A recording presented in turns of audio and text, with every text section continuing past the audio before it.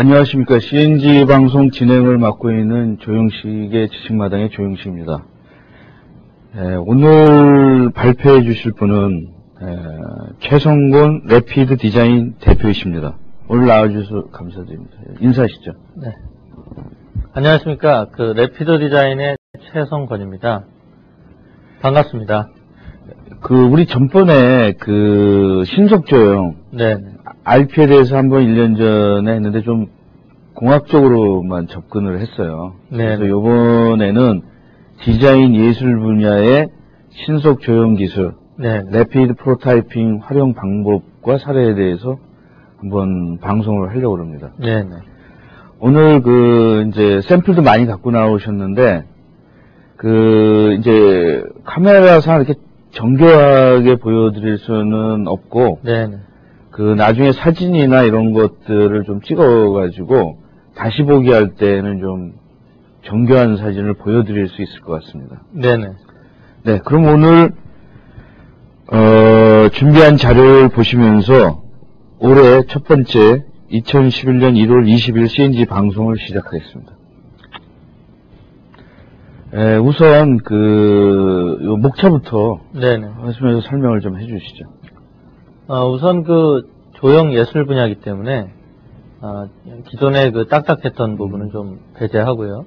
우선 조형 예술 분야는 이제 RP를 이해하시는 분들이 적기 때문에, 우선 첫 번째 챕터에서는 신속 조형 기술의 기본적 이해를 좀 하고요. 두 번째는 장비의 종류하고 방식에 대해서 좀 말씀을 드리려고 합니다. 다음에 이제 관련된 사례들하고 해서 시각적인 부분을 좀 강조를 했습니다. 마지막으로 이제 질문을 좀 받고 제가 가져온 샘플을 간단하게 설명하는 식으로 해서 마무리 짓겠습니다. 네, 아주 굉장히 정리를 잘 해주셔가지고 이런 게가 많으셨나요? 네, 지금 이제 최근에 한 2년 전 정도부터 기업 디자인 단체에서 관련 세미나를 좀 많이 했고요. 요즘은 이제 조각가들이던가 순수 작가들도 이제 많이 들어오는 편입니다. 네. 저도 이제 질문이 좀 많은데, 네. 우선 래피드 프로토타이핑, 또 어떤 분들은 3D 프린팅. 그렇죠. 같은 말인가요? 맥락은 같습니다. 예. 같은 개념이고요. 예. 쉽게 풀어서 말씀드리면, RP는 우리가 이제 RP하고, RP를 래피드 프로토타이핑이라고 하는데, 그걸 간단하게 풀이하면 빠르게 형상을 만든다는 개념이지 않습니까? 네. 근데, 그러면 RP는 뭐고, 3D 프린터는 뭐냐? 이게 RP는 초창기에 우리가 개념으로 정리된 큰 포괄적인 개념이고요. 그 다음에 이제, 3D 프린팅이라는 것은 그 장비 중에서도 좀 저가, 데스크탑용이나 사무실용으로 사용되는 금액적으로도 좀 저렴하면서 작은 크기를 만들 수 있는 정도를 우리가 3D 프린터라고 합니다. 네. 우선은 이 자료를 보시면서 좀 설명을 좀. 예.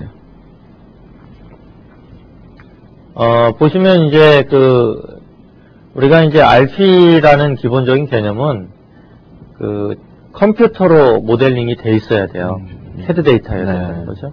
그리고 그것들이 꽉 차 있는 또는 두께를 가진 솔리드 모델이어야 되고, 그 모델을 머신에 기계에 이제 RP 장비에 넘기면, 그것이 슬라이싱 처리로 인식을 해서, 적층 과정을 거치게 됩니다.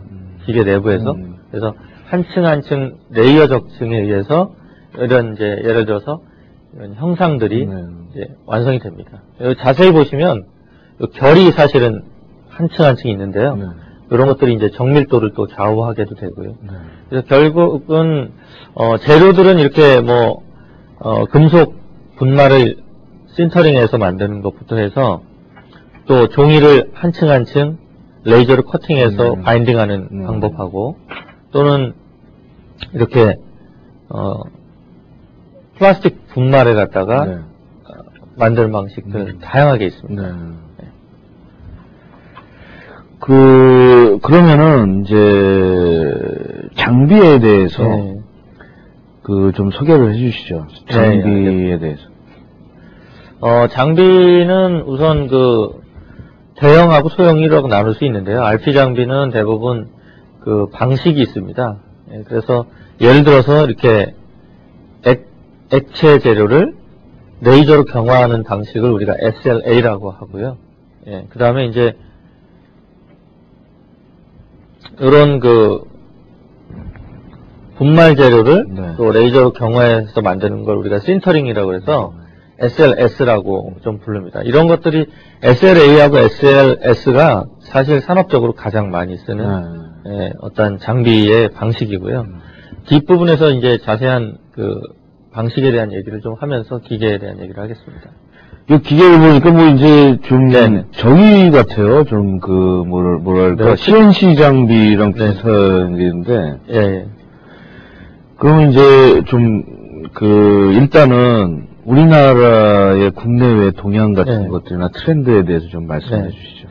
우선 그 장비, 이 RP 머신이 나온 그 가까운 근 역사로 보면 한 23년 정도 됐고요. 네. 예, 그래서 1988년도에 처음 이 장비가 상용화됐습니다. 미국에서. 예, 그래서 23년 정도 역사를 가지면서 장비 제조국도 뭐 선진국, 미국, 영국, 프랑스 이런 독일 순으로 이제 상당히 이제 발전을 해오면서 다른 나라에 보급이 많이 됐고요.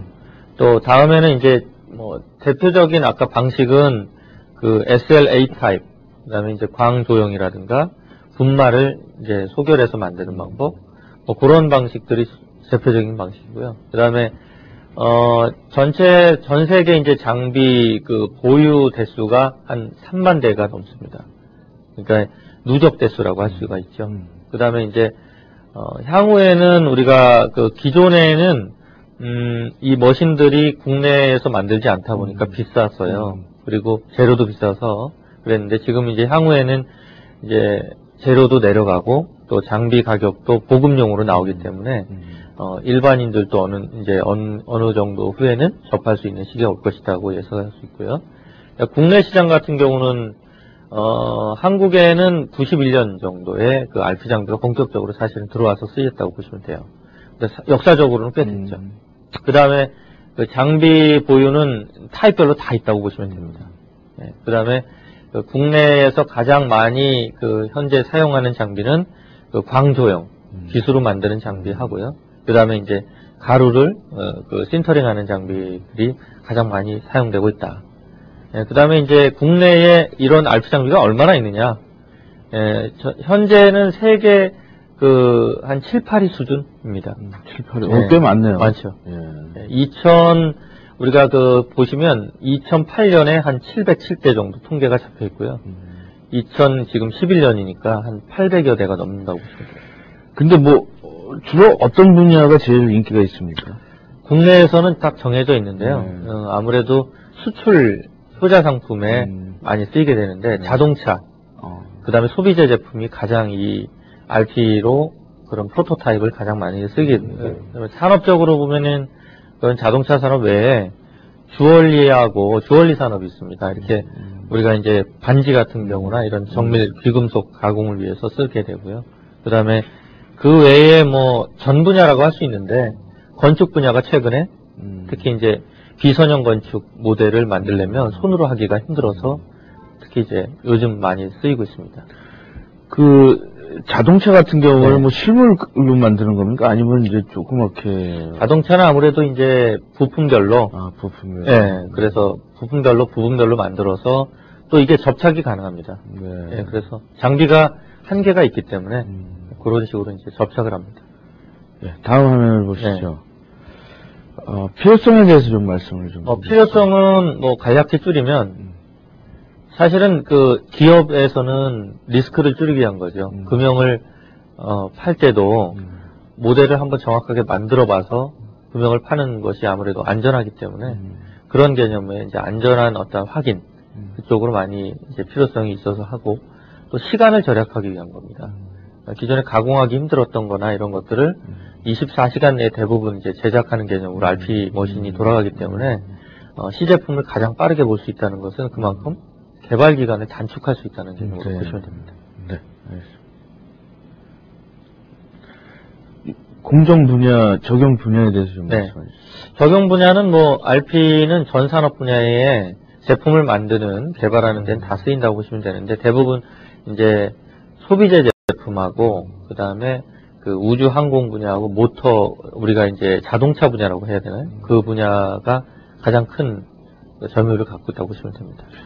그 뭐 예를 들어서 이제 좀 특별한 예인데 네. 그 저희 같이 보내는 뭐 화성에 보내는 뭐 로봇이나 이런 거는 예. 한 대나 두 대 정도만 이렇게만 만드는데 예. 그건 사실 뭐 프로타입을 그냥 쓸 수도 있는 거 아닌가요? 그렇죠. 부품 같은 것들은 많이 만들지 않는 부품에 대해서는 그래서 이 장비는 이제 우리가 다품종 소량 생산에 맞는 또 장비의 특성을 갖고 있는데요. 예를 들어서 뭐 이런 그 부품을 금형으로 떠서 뭐 몇 개 쓰지도 않을 건데 만든다는 건 상당한 비용 낭비입니다. 그래서 이런 스테인리스 스틸 같은 경우는 이제 우리가 레이저 방식으로 신터링이나 뭐 그런 큐어링을 해서 만들게 됩니다. 그렇게 되면 이제 필요한 부품만 그때 적재적소에 쓸 수가 있게 됩니다. 예, 저는 이제 좀 오늘은 이제 어떤 예술 분야는 예. 그 예술 분야에 대해서 예술 분야는 아무래도 이제 제가 아무래도 제품 디자인을 하다 보니까 아무래도 엔지니어링 쪽보다는 예술 쪽에 생각을 많이 하는 사람인데요. 그러니까 예를 들어서 제가 기존에 이제 어떤 볼펜을 디자인했다. 그러면은 이제 이렇게 이제 간단하게 형상을 플라스틱으로 RP로 제작을 해서 컬러를 칠할 수가 있어요. 근데 요즘은 이제 한층 더 좀 나아가서 이제 메탈로도 이렇게 프린팅을 해서 이걸 기계 가공하기에는 상당히 무리가 있는 디자인이거든요. 예, 그래서 이런 좀 희소 가치가 있는 이런 제품 디자인들은 실제 그런 소장 가치도 있기 때문에 그런 개념으로 이제 RP를 적용해서 만들고 있습니다. 저 아까 봤을 때는 캐드로 그리기도 어려운 것 같은데요. 네, 실제 이제 RP의 가장 큰 우리가 예술 분야에서 활용 장점이라면 사실 예술가들은 금형을 생각하고 만들진 않습니다. 네, 그렇죠. 그러다 보니까 이제 자유로운 상상을 구현할 수 있는 방법으로 사용하거든요. 예를 들어서 이런 우리가 이제 RP로 이런 예를 들어 꽃 모양을 만든다. 그러면은 사실 예전에는 이런 거를 하나하나 뭐 붙여가지고 만들지만 이 장비를 이제 이용해서 우리가 RP라는 기술을 사용하면 한 번에 이런 공예품 같은 것도 제품으로 나온다는 거죠. 그러니까 이제 상상력을 극대화시키는 그런 역할을 해주는 게 또 RP입니다. 예술 분야에서는. 지금 이렇게 보니까 이 장점이 무슨 접합면이나 뭐 나사나 이 조립 이런 거나 이음매 이런 것들이 없는 제품들이 나오겠어요. 그렇습니다. 네. 그 다음에 이제, 아까 말씀하신 것 중에서 이제 대표적으로 제가 래피드 프로타이핑 보니까 아직까지 이렇게 표준화된 것이 있는 게 아니라 몇 가지로 다 이렇게 발전되고 있는 것 같은데. 네, 맞습니다. 분류를 좀 간략하게 좀 해주시죠. 보시면 아시겠지만 이제 래피드 프로토타이핑은 가장 많이 쓰는 타입별이 있는데요. 조형 재료에 의해서 분리됩니다. 예를 들어서 이런 액체를 사용하면 우리가 액형 기반이라고 해서 우리가 이제 리퀴드 베이스라고 하는데요. 이런 것 같은 경우는 이제 빛이나 레이저에 의해서 경화가 돼서 이런 형상들이 나오게 되는 거고요. 그 다음에 이제 고체형이라면은 주로 이런 딱딱한 실제 필라멘트 같은 재료를 녹여서 이런 제품을 이제 뽑아내는 그런 개념입니다. 그 다음에 분말 기반은 여기에 이제 이런 플라스틱 분말이나 금속 분말을 섞어서 만들게 되면 이런 금속 제품을 제작할 수 있다는 거죠. 그래서 세 가지 방식으로 가장 대표적이라고 볼 수 있습니다. 네. 그리고 아까 방송하기 전에 제가 한번 했는데, 뭐, 이제, 반지나 뭐 이런 귀금속 같은 거는 또 어떤 방법이? 귀금속 같은 경우는 지금 이제 종로에서 이런 RP 장비를 많이 쓰는데요. 이 방식은 지금 DLP라는 마스크 투영 방식을 사용하는데요.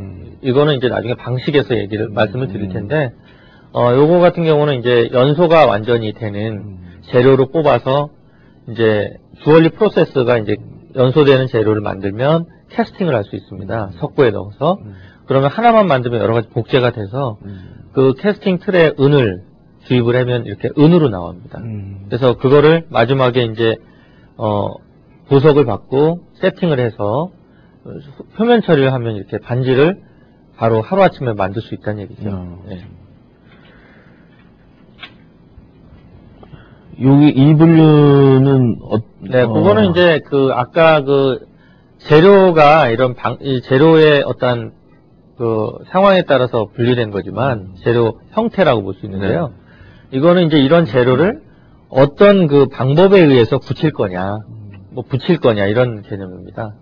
거기에서 이제 나눠진 것은 빗으로 할 때는 광경화성이라고 해서요.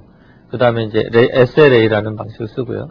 또 그 레이저로 소결하는 방법이 있고 그 방법적인 거를 우리가 이제 분류해 놓은 겁니다. 그래서 이런 건 뒷부분에 가시면 자세히 제가 말씀드리겠습니다.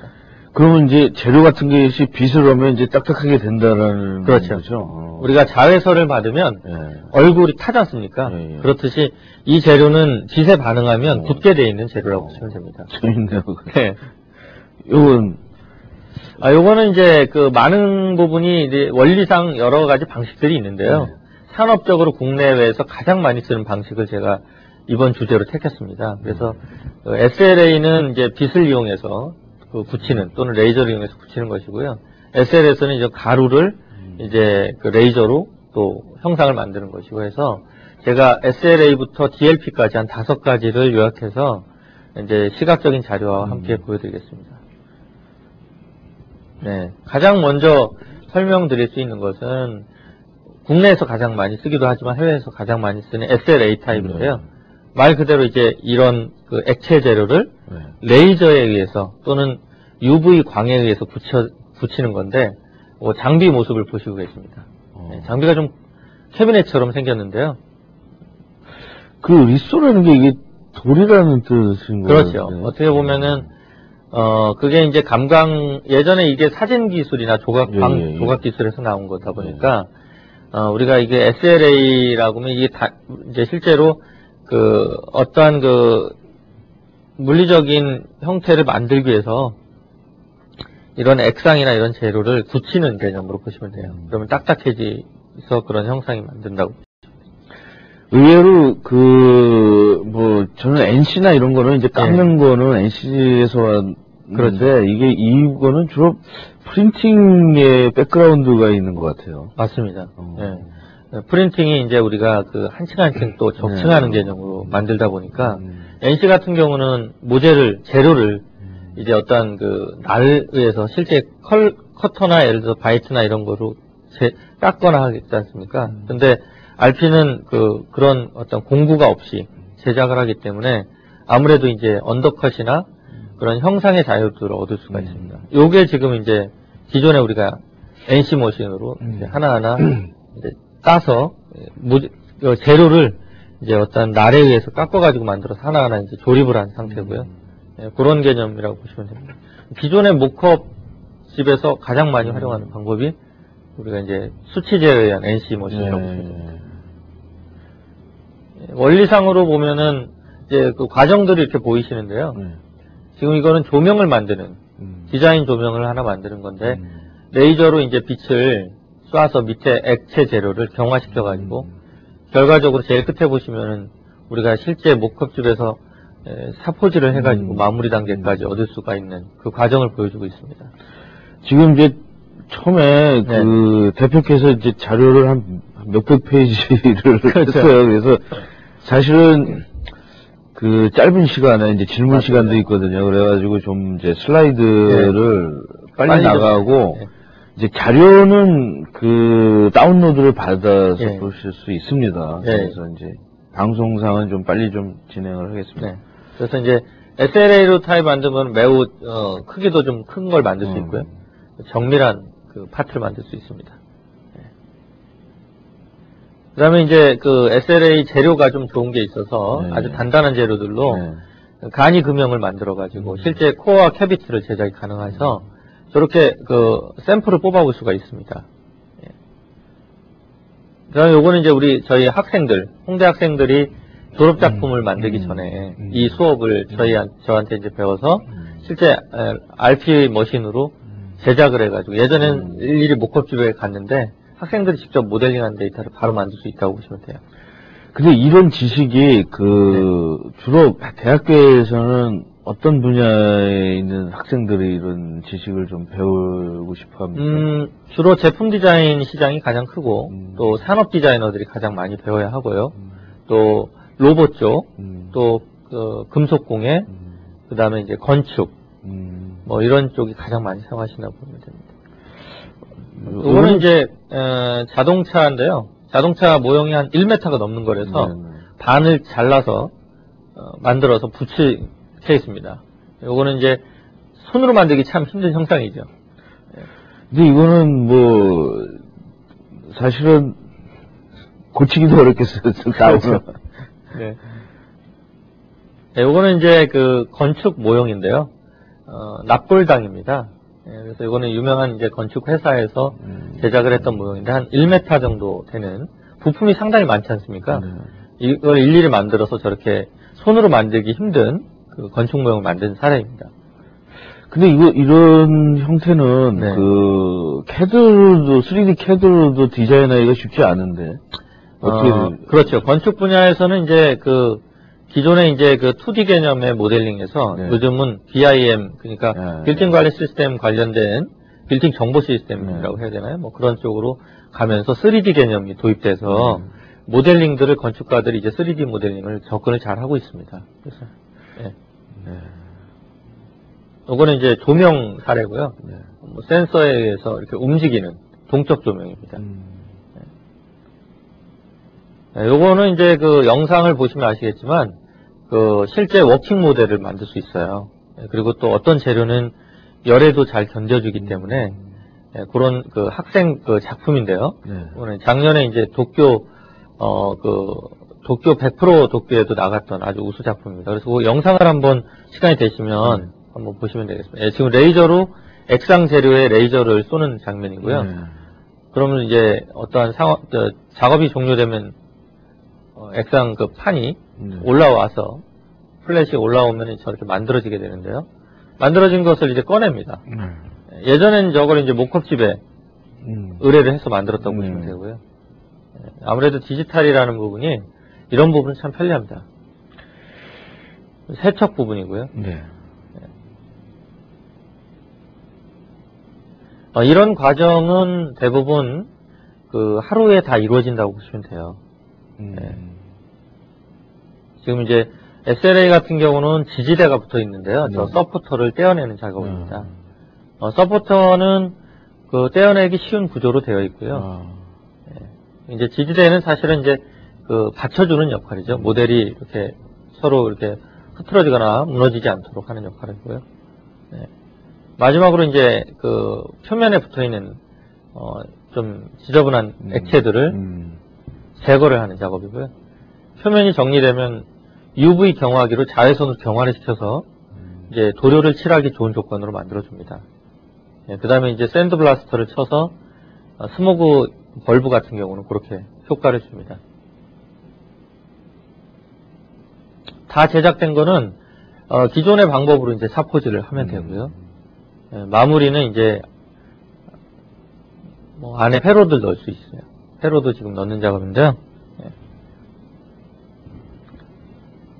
이런 작업을 디자이너들이 직접 이제 3D 툴을 다루게 되면 제작이 가능하게 된 거죠. 예전에는 엄두를 못했던 어떤 디자이너들입니다. 이 디자이너도 좀 이제 피곤해지겠어요. 그렇죠.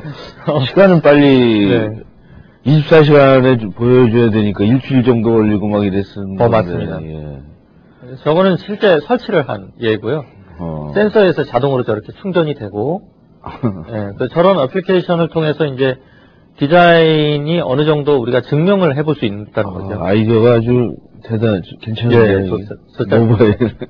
학생이지만 지금은 이제 사회 디자이너로 됐습니다. 현재 일을 하고 있고요. 디자인 전문에서. 그러면 이렇게 연결되면 자동으로 켜지는 거예요? 아니면, 그 안에 회로를 다 넣어서 리튬이온 배터리에 의해서 한 24시간 정도는 LED를 사용하기 때문에 네. 저전력이라서 사용을 충분히 할 수 있습니다. 네. 네, 이제 다음 넘기시면 될 것 같습니다. 자, 이거는 이제 좀 길어졌는데요. 네. 좀 시간 관계에서 제가 좀 줄이도록 하겠습니다. SLS인데 이거는 이제 이런 가루를 레이저로 경화해서 만드는 장비입니다. 아까 그 위에 이제 영상은 안 보셔도 되고요. 저 하얀 가루가 우측 창에 파랗게 보이는 부분이 가루가 지금 놓여 있는 그것이고, 거기에 이제 레이저가 쏘여지면 이렇게 실제 털어내면 이제 실제 제품이 나오게 됩니다. 나일론계 재료를 사용하는데요. 이 과정 보시면은 디지털 데이터가 있잖아요. 모델링된. 그래서 마무리 데이터는 실제 이제 털어내면 마지막에 이런 것들을 꺼낼 수가 있는데요. 요 SLS의 장점은 서포터를 대지 않기 때문에 아주 깔끔한 형태를 얻기도 하고요. 또 재료가 이렇게 플렉서블하게 부러지지도 않으니까 실제 열에도 한 100도 이상에서도 견뎌주기입니다. 실제. 근데 이제 이 방법마다 이 비용 차이가 엄청 좀 많이 납니까? 아니면 비슷합니까? 네, 비용 차이가 많이 날 수 있습니다. 그러나 플라스틱이나 이런 방식들은 어느 정도 안정화된 상태고요. 금속 같은 경우는 상당히 고가라고 보시면 됩니다. 네, 요거는 이제 뭐 자동차 회사에서 만든 실제 사례들입니다.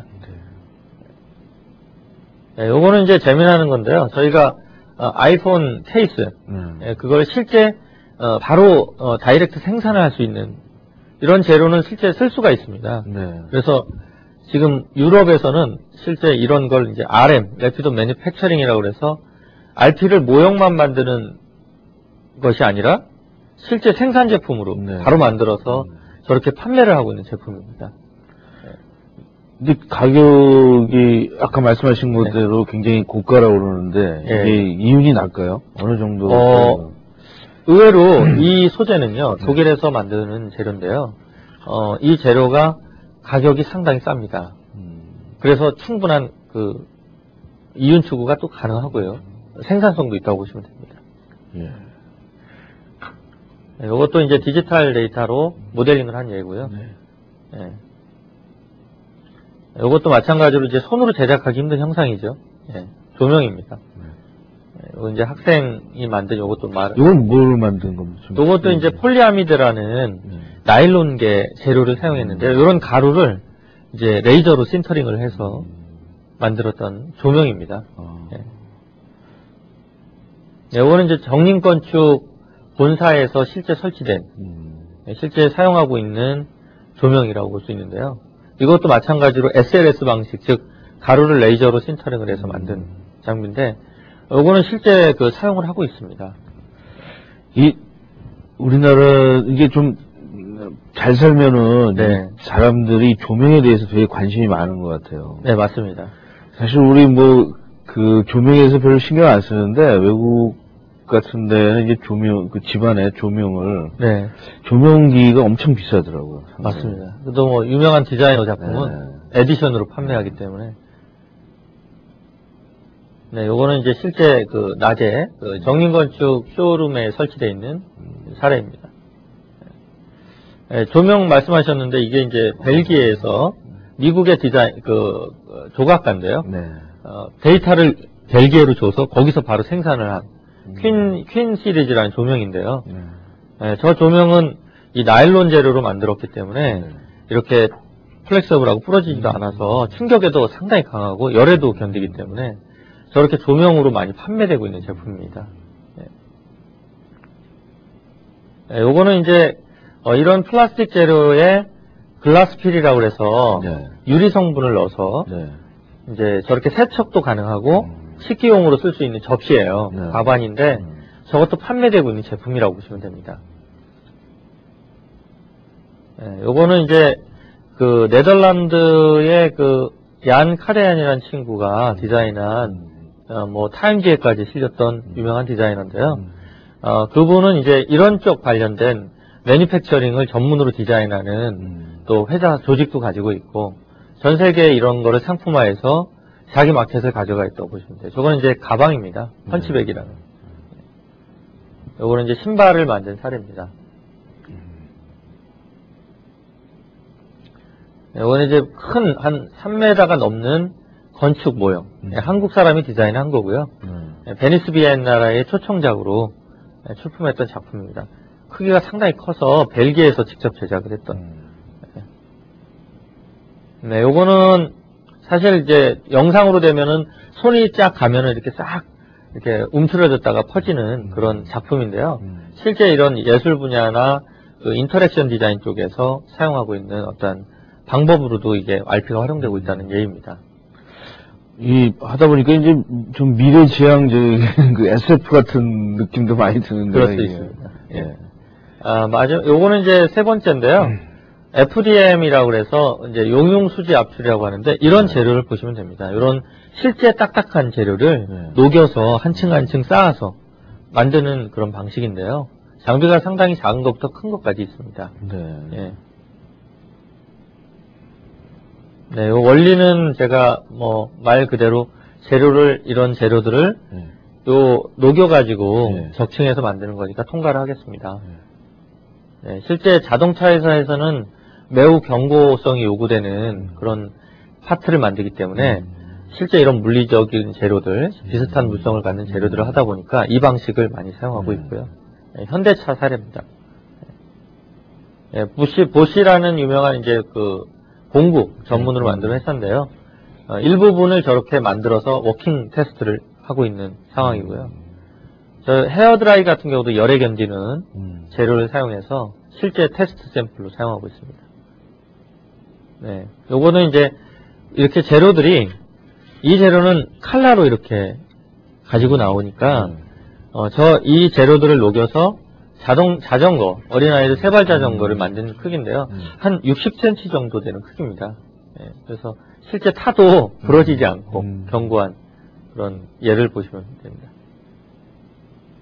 네, 이 사례를 한번 보시면 영상을 한번 보실 수 있는데요. 네. 네. 기계는 상당히 작지만 각 파트를 만들어서 조립을 하면 매우 큰 저런 그 파트를 제작을 할 수 있는데요. 네. 네, 이런 칼라 재료를 사용해서 저렇게 다양하게 부분 파트를 만든 겁니다. 약 한 200여 개가 넘는 파트들을 이제 조립을 해서 보게 되는데요. 터보 엔진 그 부품을 어셈블리를 한 것을 볼 수 있습니다. 네, 지금 조립 장면입니다. 이거는 이제 미국 사례인데요. 네. 디자인 분야에서도 큰 것을 만들 수 있기 때문에 그 부분을 보여드리기 위해서 이제 준비를 한 겁니다. 방식은 매우 튼튼한 재료이기 때문에 실제 워킹 목업이나 기능성 샘플을 만들 때 상당히 유용합니다. 네, 그래서 이렇게 조립만 해서 모형만 보는 것도 가능하지만 실제 구동이 되게 가능합니다.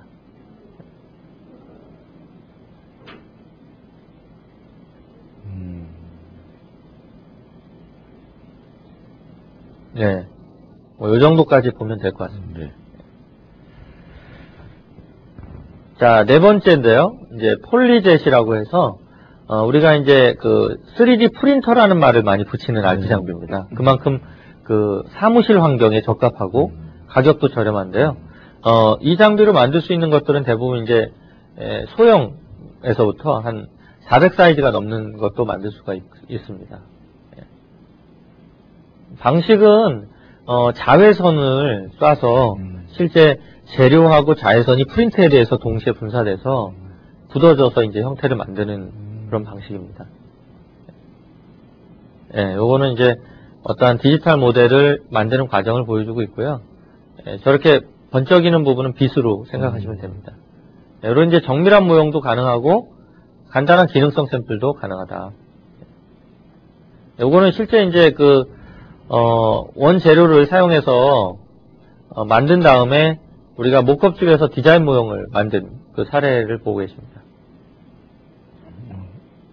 그리고 요 방식의 특징 중에 하나는 그 서로 다른 재료를 동시에 구현할 수 있다는 얘기인데요. 이렇게 말랑말랑한 것을 하드한 재료, 예를 들어 이런 하드한 재료 같이 프린트 헤드에서 쏴서 그것이 굳어지면 저렇게 안에 뼈 구조의 그 뼈 구조도 이렇게 색상이 다르게 들어가 있지 않습니까? 그런 부분을 만들 수 있기 때문에 그 예술적으로도 활용할 가치가 좀 상당히 높다고 보시면 됩니다. 그리고 이게 좀 지금 생각하는데 그 인공 관절이나 예, 인공 이런 것도 왜냐하면 사람마다 다 다르기 때문에 예, 맞습니다.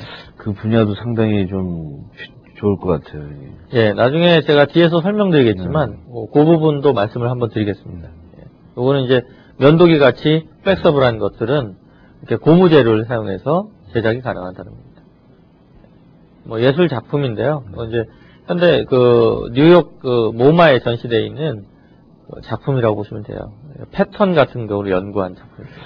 그 대표님의 그 백그라운드가 뭐 예술 쪽입니까? 아니면 뭐 공대 쪽입니까? 저는 이제 그 제품 디자인을 전공했습니다. 예, 자동차하고 일반적으로 우리가 제품이라고 하면 이런 IT 제품 디자인이나 이런 제품 디자인을 실제로 이제 LG 디자인 센터에서 했었고요. 그러면 이제 산업 예술 쪽이 그렇죠. 예술 쪽이 되겠네요. 예, 네. 지금 주로 하는 것은 이 RP를 이용한 어떠한 그 제작 방법들을 주로 이제 그 알리고 보급하는 일을 주로 하고 있습니다.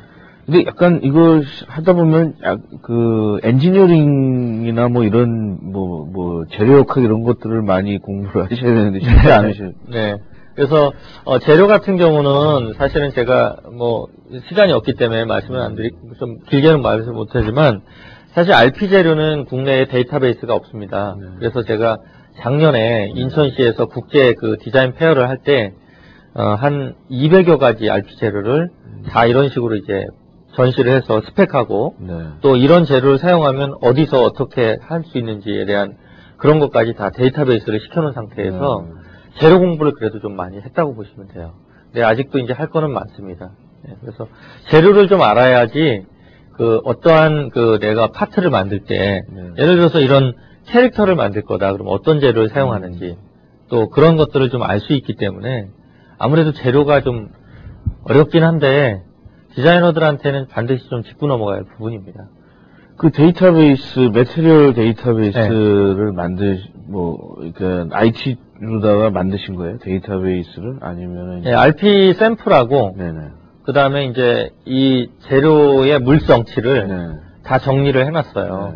네, 그래야지 이제 사실 그 RP 산업 쪽에서 쓰는 RP도 그렇게 재료 정리가 안 돼 있어가지고, 제가 관련된 서적을 한번 내면서 정리를 좀 쫙 해놨어요. 그래서 그 자세한 것들은 나중에 언제든지 뭐 연락을 주시면 말씀을 드릴 수 있습니다. 네. 요거는 이제 요거는 서도 작가 작품인데요. 실제 그 설치 조각 예술을 하시는 작가님입니다. 전 세계에서 활동을 하시는 분인데 저 작품은 이제 디지털 모델링을 해서 RP로 바로 작품을 그냥 전시를 한 예를 보시고 있고요. 저게 실제 이제 작품으로서도 판매되고 있는 제품입니다. 네. 상당히 크죠, 이 제품은. 네, 그래서 좌측에 디지털 모델링을 만든 작은 피규어들을 약 11만 개 정도를 만들어서 붙였어요. 저런 약간 그 코전 이펙트라는 원인과 어떤 결과라는 작품명인데요. 이것도 마찬가지로 서도 작가 작품입니다. 근데 요거는 하이트맥주 그 본사에 직접 요번에 설치된.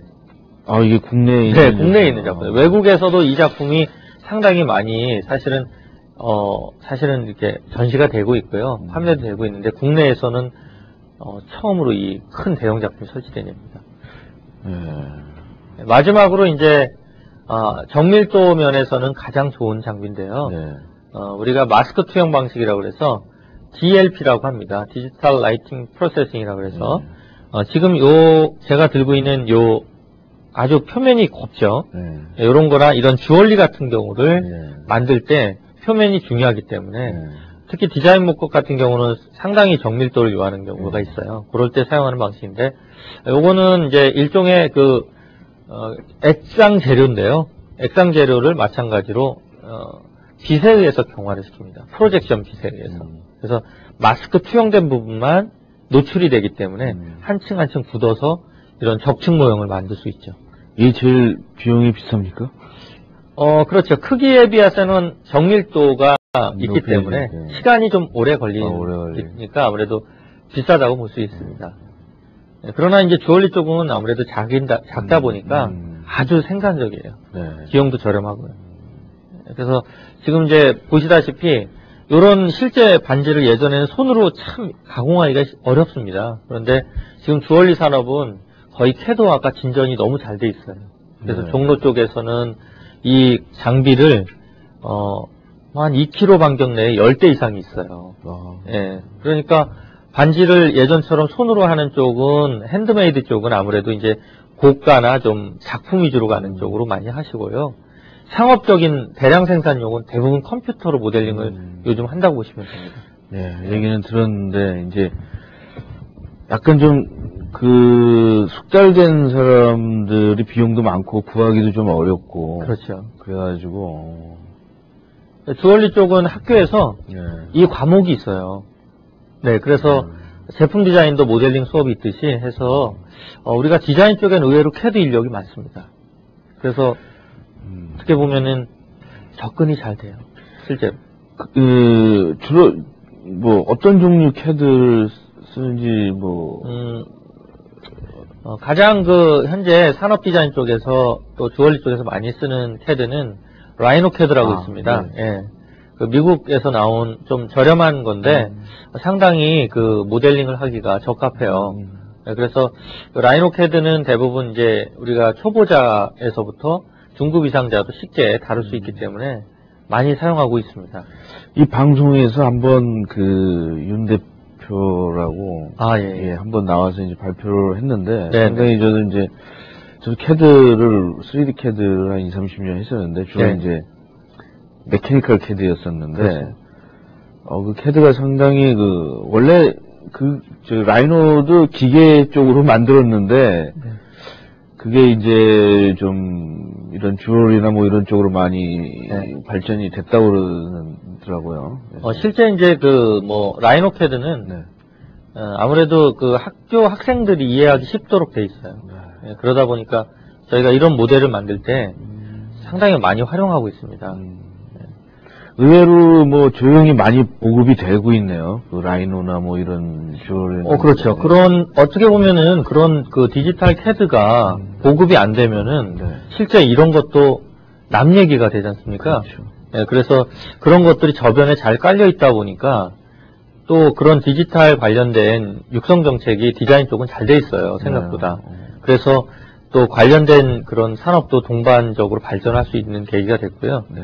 그래서 요즘 이제 RP로 작업하는 사례가 상당히 많다고 보시면 됩니다. 네, 이것도 이제 마찬가지로 캐스팅이 가능한 재료를 녹여서 바로 지금 앞에 보이신 금속처럼 보이는 게 은입니다. 네. 네, 은으로 바로 캐스팅을 한 사례니까 저 위에 약간 작은 창으로 보이는 게 라이노 캐드 화면입니다. 네. 그렇죠. 예. 네, 이것도 이제 실제 DLP 방식으로 아주 정밀하게 제작된 토르소하고요. 네. 그다음에 이거는 이제 애니메이션 센터에서 모델링을 해서 실제 이제 크기가 한 40cm 정도 되는 건데 부품을 조립하니까 상당히 커졌죠. 그래서 이런 것들은 캐릭터 디자이너들이 요즘 특히 이 RP 머신을 상당히 많이 사용하게 됐어요. 네, 2003년부터 뭐 준비를 해왔는데 어떻게 보면은 한 3, 4년 전부터 이렇게 캐릭터 작가들이 예전에는 손으로 하던 것을 이렇게 컴퓨터에 의한 모델링을 하고 또 RP로 만들어서 자기 제품을 실제 만든 사례인데요. 저 사진에 보시는 게 작품입니다. 다 RP로 만든 실제 이제 옷만 빼고 자전거부터 몸체, 인체까지 다 제작한 사례를 보고 계십니다.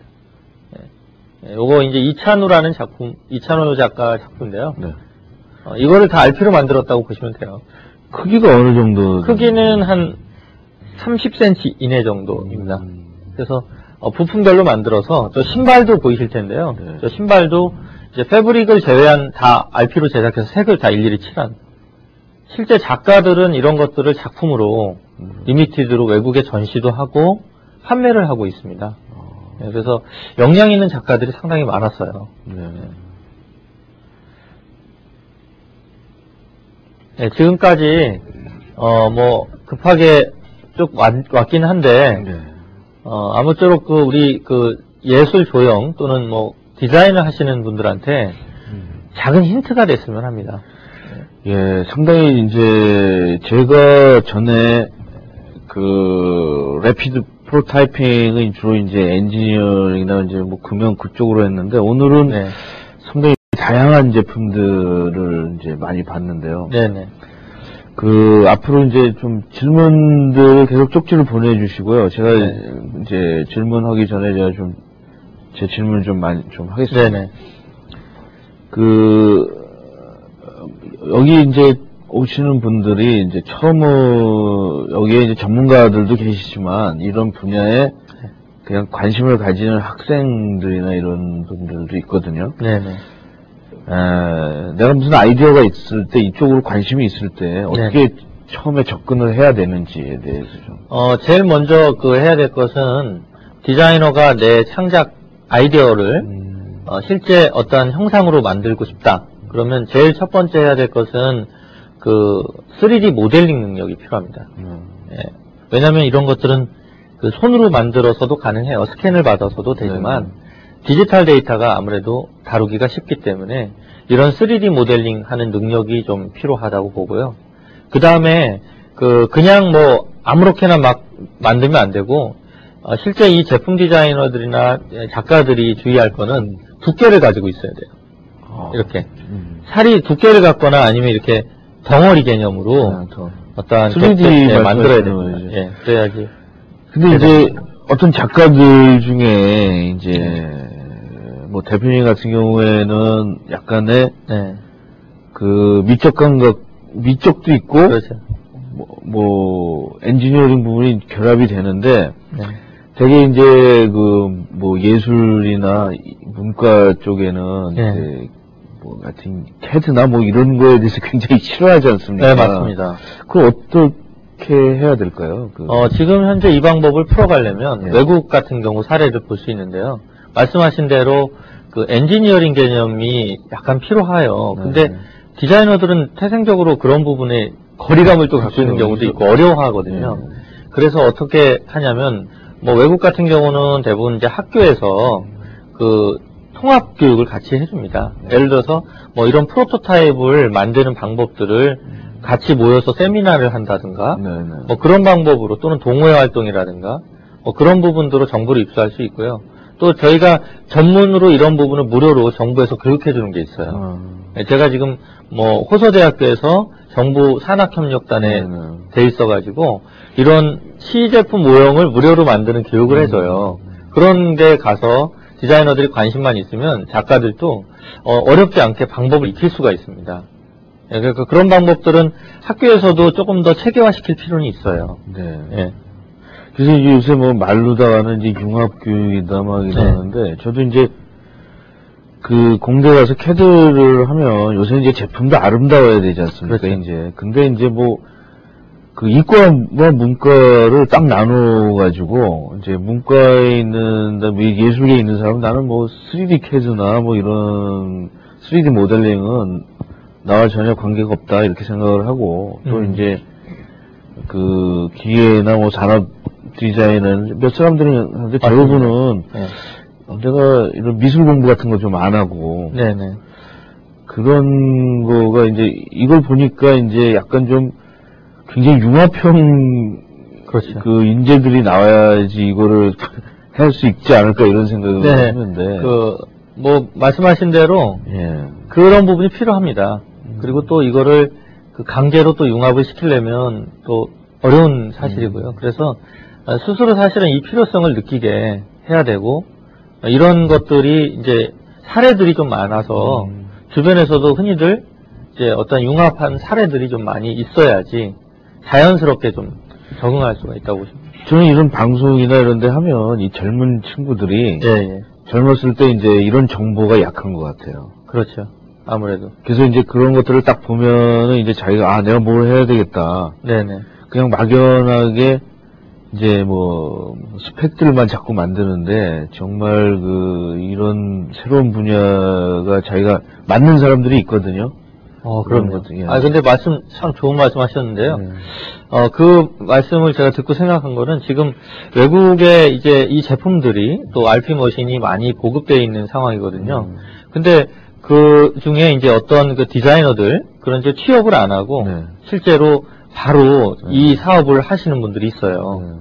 디자이너 몇 명이 모여서 그래서 이런 디자인 상품을 빨리 개발해가지고 실제로 상품화를 해서 전 세계에 판매하는 것도 있어요. 그러니까 그런 사례를 보면 이제 자기가 제품을 만들 수 있다는 거죠. 그렇죠. 그런 것만 가지고도 자기 아이템을 찾을 수 있어요.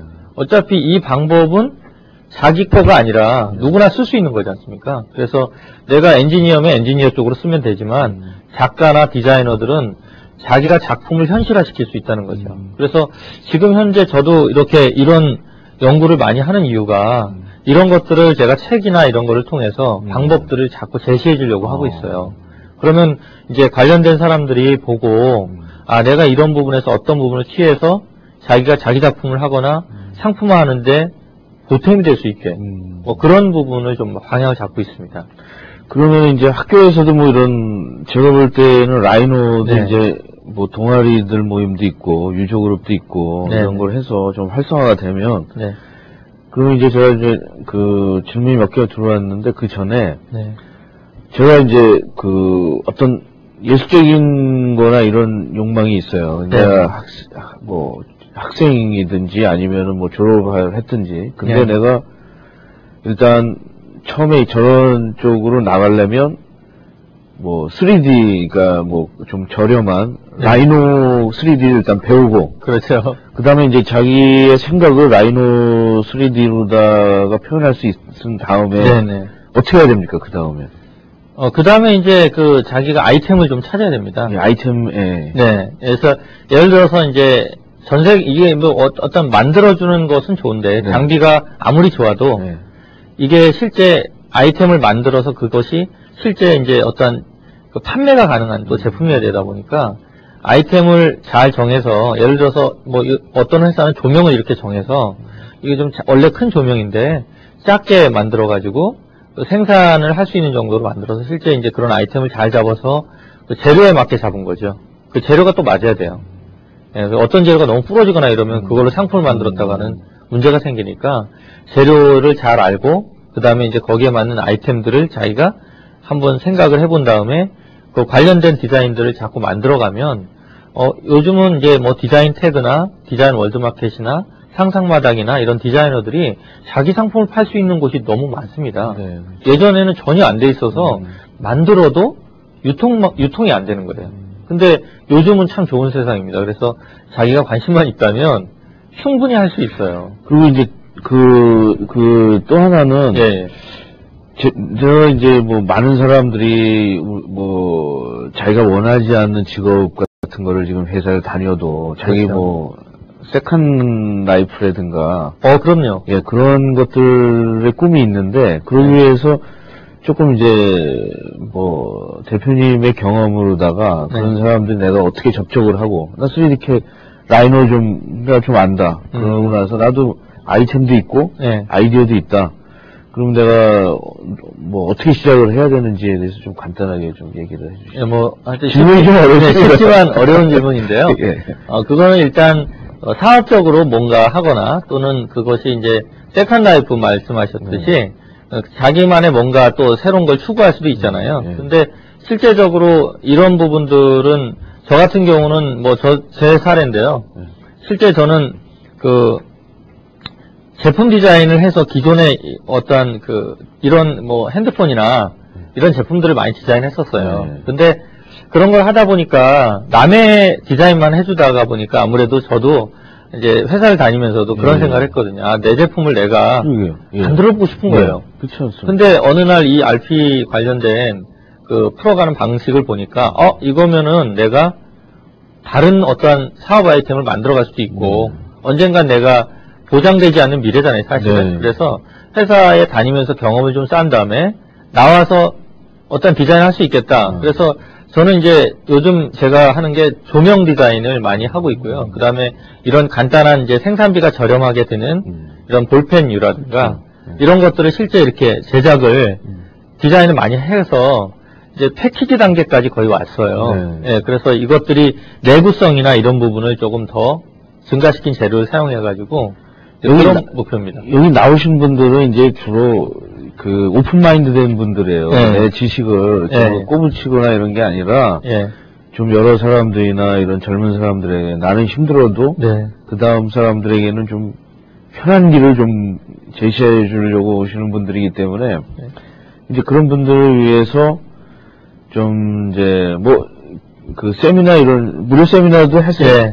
사실은 뭐 제가 여기서 어떠한 뭐 영업을 하는 사람이 아니기 때문에 말씀을 드리고 싶은 거는 제가 사실은 이제 그 홍대 쪽에 국내 서울 근교에 이런 것을 교육 무료로 해주고 지원받을 수 있는 게 하나도 없어요. 그러게요. 디자인 재단이나 학회는 너무 많은데 그렇죠. 다 행정적인 지원이나 금융밖에 안 돼요. 그래서 프로토타입이라는 것은 예전처럼 이런 만드는 센터가 없어요. 그래서 제가 이번 연도에 아무래도 그걸 설립을 해서 지금 준비를 거의 다 끝냈습니다. 그래서 이제 누구나 와서 디자이너들이 스케치만 가져와도 거기서 이제 방법을 무료를 3일 동안 교육을 받고 그 다음에 거기서 제작을 좀 해볼 수 있게 뭐 그런 것도 지금 사실은 준비를 거의 해놨습니다. 좀 늦은 감이 있네요. 빨리 좀 그런 것들을. 왜냐면 뭐 연구실이나 이런 데에서 그 프로타입 조금씩 하고 고가하고 그래가지고 했는데 좀 이제 그 예술적으로 이런 거면 저 좀 관심이 많이 가네요. 그리고 참고로 우리가 학생들이 아무래도 미래에 또 우리 디자인계를 이끌어가야 되니까 학생들 위주로 어떠한 그 저렴한 어떠한 교육 커리와 공방이라든가 뭐 이런 것들을 좀 있었으면 그리고 스튜디오도 있고요. 그래서 거기서 자기 상품을 또 만들어서 거기서 제가 어떠한 전시도 해주고 그런 걸 자꾸 이제 익혀갈 수 있는 그런 장을 좀 마련했습니다. 그래서 나중에 한번 오픈을 하게 되면 언제 정도 오픈이 5월이 지금 목표고요. 준비는 거의 다 이제 돼갔습니다. 이제 장비 최종 선정하고 재료 이제 저렴하게 들어오는 그 일만 하고 있고요. 이제 5월 정도에 오픈하면 제가 캐드앤 그래픽 또는 이쪽을 통해서 정보를 한번 드리도록 하겠습니다. 오늘 좀 굉장히 좋은 말씀, 상당히 이 분야에 대해서 막 그 정열이 막 넘쳐나시는 것 같아요. 감사합니다. 그럼 이제 몇 분이 이제 질문을 하셨는데, 이모빈님이 활용 가능한 장비 및 수지의 급속한 개발에 따라서 더 이상 RP 시스템이라는 용어에 국한되지 않고 래피드 툴링이라는 새로운 개념이라는 기술을 보이고 있다. RP 기술과 RT 기술의 차이점이 무엇인지요라고. 이분은 좀 많이 관심 있으신 분이에요. 전문가 같습니다. RP는 제가 이제 사실은 이론적인 것들은 시간 관계에서 설명을 안 했지만요. 실제 RP는 래피드 프로토타입이라 해서 1세대 어떤 용어입니다. 그렇죠. 1세대 용어가 냄새가. 그렇죠. 그 다음에 이제 2세대라고 하는 것은 RP를 재료라든가 장비의 발전을 통해서 그거를 조금 더 다른 적용 분야를 찾은 건데요. 그게 라피도 툴링인데, 라피도 툴링은 실제 예를 들어서 이런 거를 모형으로 그냥 그치는 게 아니라 툴을 만든 거죠. 그걸로 예를 들어서 뭐 어떠한 BMW에 어떠한 엠블렘을 붙일 때 예전에는 금형을 떠가지고 그걸 했는데 그 툴 자체를 만드는 것도 라피도 툴링이고 또는 금형 같은 개념으로 쓰는 거예요. 간접 금형이라든가 이런 금형 개념으로 써서 이제 그게 라피도 툴링이라고 말씀을 이제 생각하시면 되고요. 저기보다 조금 더 나간 게 뭐냐? 사실은 이제 RM입니다. 그래서 우리가 RP, RT, RM. 그래서 래피드 매니팩처링 마지막이 이제 래피드 매니팩처링이죠. 사실 래피드 매니팩처링은 디자이너들한테는 너무 좋은 어떤 상황이에요. 무슨 얘기냐면 바로 금형 없이 내 제품을 만드는 RP의 그런 기술이 실제 생산 제품으로 생산 장비로서의 역할을 해주니까 래피드 매니팩처링이 향후에 계속 증가될 것이고 그 래피드 매니팩처링과 함께 후처리 기술이 많이 요구돼요.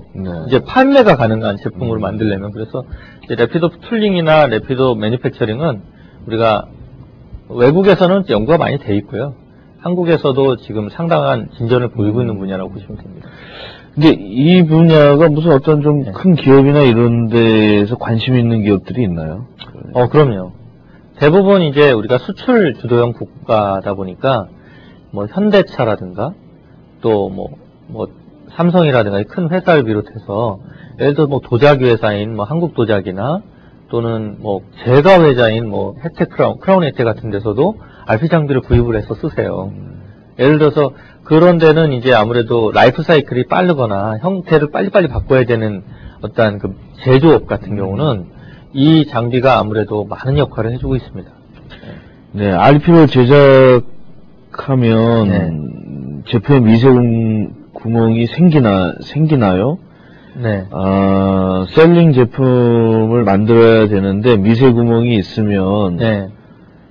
셀링이 잘 안 돼서요라고 이분도 뭐 이쪽 분야에 맞습니다. 하시는 분인 것 같은데 일단은 RP는 예를 들어 적층을 하다 보니까 아무래도 그 재료에 따라서 안에 공간이나 틈이 있을 수도 있어요. 그게 이제 어떻게 보면은 공기나 물이 흐르는 어떤 통로가 될 수도 있기 때문에 그 재료에 따라서 달라요.